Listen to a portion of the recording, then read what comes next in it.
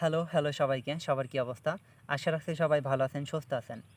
জীবনগত বৈচিত্র্যময় সিরিজের এটা ১ম পর্ব। এর আগে আমি ইন্ট্রো হিসেবে একটা ভিডিও দিয়েছিলাম।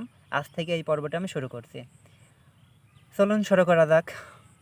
আপনি যখন বড় হতে থাকবেন, তখন এমন সময় আসবে যখন আপনি আপনার ভুলের মাসুল তো আপনি দিবেনই।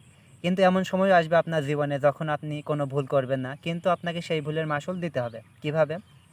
উদাহরণ হিসেবে আপনি ধরতে পারেন, আপনি খুব ভালো একটা ড্রাইভার, আপনি খুব সাবধানতার সাথে আপনি আপনার যানবাহন চালিয়ে চলে যাচ্ছেন।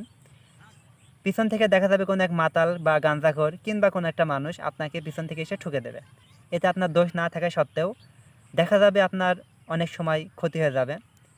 তখন কি করবেন? কিছু করার নাই, এখানে আপনার দোষ ছিল না। বড় হতে হতে আপনি এমন কিছু হতে দেখবেন যা আপনি কল্পনাও করতে পারেননি। আপনি যাকে খুব সবথেকে বেশি পছন্দ করেন, দেখা যাবে সেই মানুষটা আপনাকে এমনভাবে ডুবিয়ে দিয়ে যাবে, আপনি হতভম্ব হয়ে যাবেন। আপনি চেয়ে চেয়ে দেখবেন যে এটা কি হলো আমার সাথে। আসলে অপরে আপনার সাথে কেমন আচরণ করবে এটা আপনার হাতে নেই। আপনি কি খাবেন, কি পছন্দ করবেন, কার সাথে ঘুরবেন, কাকে পছন্দ করবেন, এটা আপনার হাতে আছে। কিন্তু কোন মানুষটা আপনাকে পছন্দ করবে, করবে না, কোন মানুষটি আপনাকে সহ্য করবে না, এটা আপনার হাতে নেই। এখানে আপনার কিছুই করার নেই।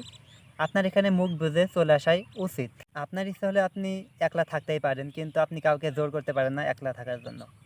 আপনার হয়তো বা পছন্দ সূর্যোদয়, সূর্যাস্ত কিংবা রাতের চাঁদ দেখা কিংবা তারা দেখা। এই এগুলো আপনি আপনার ইচ্ছা বা পছন্দ বলতে পারেন, কিন্তু এগুলো আপনি অন্যের কাছে, অন্যের ঘাড়ে চাপে দিতে পারবেন না কোনোভাবেই। এসব কিছু ফেস করতে করতে আপনি একটা সময় একলা হয়ে যাবেন। অনেকে আপনাকে ছেড়ে চলে যাবে, অনেককে আপনি ছেড়ে চলে যাবেন। অবশেষে আপনি একলা হয়ে যাবেন।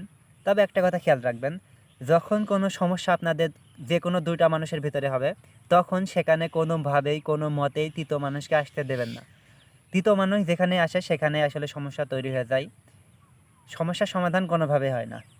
আপনার আপনি এটা অবশ্যই খেয়াল রাখবেন, কোনো সময় যাতে দ্বিতীয়জনের মাঝে তৃতীয়জন না চলে আসে। আপনার জীবনে অনেক আনএক্সপেক্টেড জিনিসও ঘটবে, আপনাকে তৈরি থাকতে হবে তার জন্য। গত কয়েকদিন আগে আমার নিজের জীবনে একটা গল্প ঘটনা বলছে আর কি। সেদিনকে আমাদের বিদ্যুৎ দরকার এমন একটা কাজের জন্য আমার আব্বু আমাকে একটা কাজে দিয়ে পাঠায়।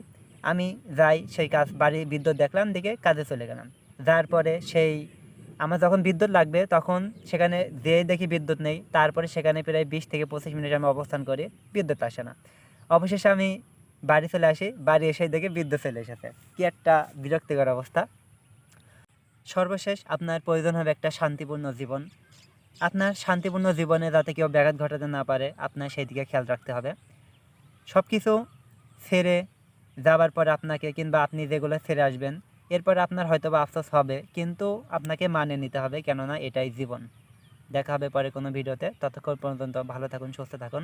আল্লাহ হাফেজ, টাটা।